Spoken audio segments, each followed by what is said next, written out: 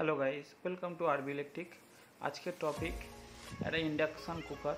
তো দেখতে পাচ্ছেন ফার্স্টে এই কুকারটা খুলে নিয়েছিলাম, আর এবং এই তারটা এখানটা থেকে অলরেডি পাঞ্চ হয়ে গেছিলো এই তারটা। তো তারটা বাদ দিয়ে নতুন তারটা এখানে ইনস্টল করব।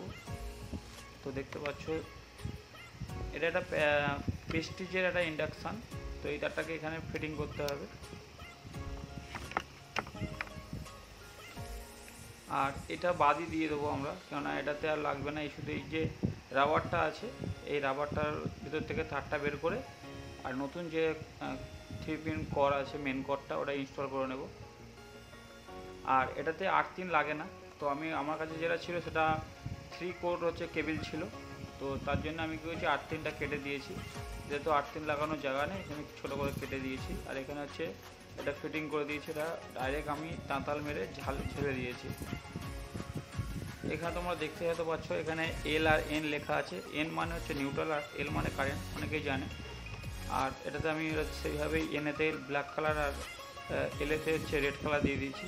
এটা একটা কেবিল দেখতে পাচ্ছি 6 অ্যাম্পিয়ার। তো এটা ফার্স্টে কেবিলটা চেঞ্জ করে আমি অন করে দেখাচ্ছি। এটাতে আর একটা প্রবলেম হচ্ছে, হিটও হচ্ছে না। মেটাল সেন্স মানে মেটাল বলতে সরি, স্টিলটা যে সেন্স করবে সেই সেন্সটাও করছে না। তো পুরো ভিডিওটা দেখতে থাকো, এর প্রবলেমটা আমি বলে দেবো। তো দেখুন এখানে জল গরমই হচ্ছে না কোনো কিছুতে। যে হালকা হলেও তো এটা বোঝা যায় যে জল গরম হচ্ছে কি না। যে লাইন দেওয়া আছে এবং 1500 ওয়াট দেওয়াই রয়েছে এখানে। 1500 মানে যে হিটিং পাওয়ারটা সেটা দেওয়া রয়েছে, তাও হিট হচ্ছে না। তো দেখুন এখানে আমি জলেতে হাতও দিচ্ছি, দেখো কিছুই হচ্ছে না। তো চলুন খুলে দেখে নিই কী প্রবলেম আছে ভিতরে, আমি সবই দেখাবো। ভিডিওটা পুরো দেখতে থাকো। তো ইন্ডাকশানটা আমরা আগেতেই খুলে নিয়েছি। এখন আবার কন্ডেন্সার দুটো চেঞ্জও করে নিয়েছি, ভিডিওটা যাতে ছোটো হয়। এই দুটো কন্ডেন্সার চেঞ্জ করেছি, দেখতে পাচ্ছ। এর এমএফডি আর এর ভোল্টগুলো দেখতে পাচ্ছ।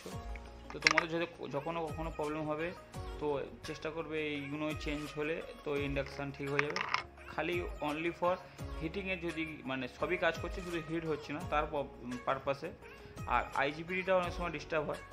তো এটা আমরা ঠিক করে নিয়েছি। করে নিয়ে আমরা এটাকে ভালো করে পরিষ্কার করার জন্যে সার্ফ জল দিয়ে ভালো করে জিনিসটাকে ধুয়েছি। যে ইন্ডাকশানের যে খামটা, এটা খুবই সাবধানে ধুতে হবে, যেহেতু সামনের পোর্শনে একটা গ্লাস থাকে। গ্লাসটাও ভালো, প্রায় 400-500 টাকার কাছে অ্যাপ্রক্স দাম হবে। তো সেই কারণে এটা সাবধানে আমরা ধুয়ে দিচ্ছি।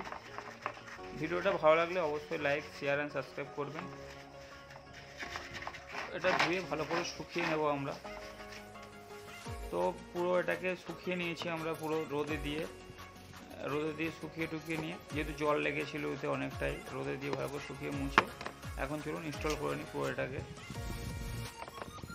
দেখুন পুরো পরিষ্কার হয়ে গেছে। প্রচণ্ড হারে তেল ময়লা লেগেছিলো এতে, দেখতেও বাজে লাগছিলো। হাত দিচ্ছিলাম, হাতেও লাগছিলো। দেখুন এখনও পর্যন্ত দেখতে রয়েছে কিছু একটু আগদা লেগে। তো সেটা ভালো করে টিস্যু পেপার দিয়ে মুছে নেব। পেট্রোল দিয়ে টিস্যু পেপার দিয়ে মুছে নিলেই ওটা ক্লিন হয়ে যাবে। এই যে স্টিকারটা মারা আছে না, তার ভিতরে রয়েছে। এটা আমি ফিটিং করে নিয়েছি। এক হাতে ভিডিও করি, এক হাতেই সব কিছু করছি, তার জন্য পুরো ভিডিওটা দেখানো হয় না। তো আমি ভালো করে চেক করেছি যাতে পাওয়ার সুইচগুলো কাজ করছে কিনা। তো চলুন আমরা এবারে মেন এতে দেখে নিই যে হিট হচ্ছে কিনা। এখানে আমি লাইন দিয়ে দিয়েছি। এখানে ফার্স্টে পাওয়ার সুইচ অন করতে, তারপরে ম্যানুয়াল মারলে চালু হয়। এবারে দেখুন 1500, এটা হাইস্ট 1500 ওয়াট পর্যন্ত নেয়, তার বেশি নেয় না। দেখতে পাচ্ছেন জল গরম হওয়া শুরু হয়ে গেছে। এটা ধরে রাখতে হচ্ছে এই কারণে যে দেখুন এই সরে যাচ্ছে। এটা একটু আমার টেবিলটায় ব্যাকাটাটা আছে বলে সেখানে সরে যাচ্ছে, তার জন্য আমি ধরে রেখেছি জলের এটা। জল গরম হওয়া শুরু হয়ে গেছে। তোমরা তো আওয়াজটাও পাচ্ছ যে জলের একটা হিটিংয়ের একটা আওয়াজ হয় এতে। তো ভিডিওটা ভালো লাগলে অবশ্যই লাইক, শেয়ার অ্যান্ড সাবস্ক্রাইব করবেন।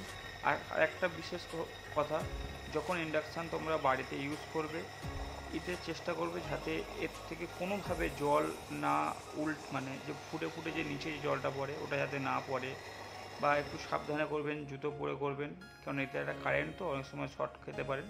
তো থ্যাংক ইউ ফর ওয়াচিং। ভালো থাকবেন, সুস্থ থাকবেন, সাবধানে থাকবেন। দেখা হচ্ছে অন্য আরেকটা ভিডিও নিয়ে।